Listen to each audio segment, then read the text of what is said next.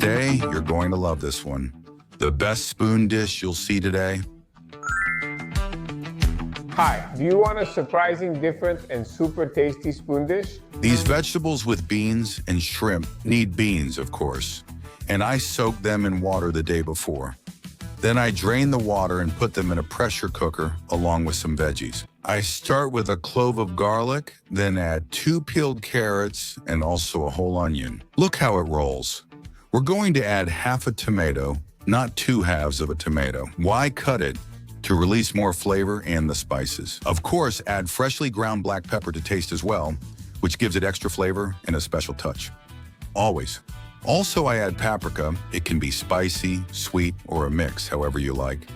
And a bit of rosemary for aroma, a splash of oil, and that's it. You can play around with the vegetables.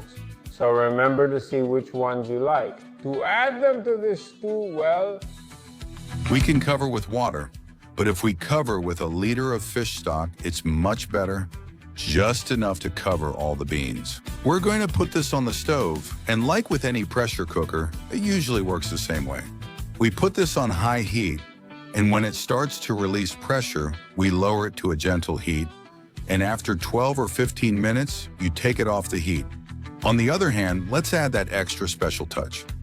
A couple of sliced garlic cloves, brown them, and then add peeled shrimp, about a pack, roughly 150 grams. Cook until they look like this, and by then, the pressure cooker will surely have released its pressure. If needed, you can run it under cold water to speed things up.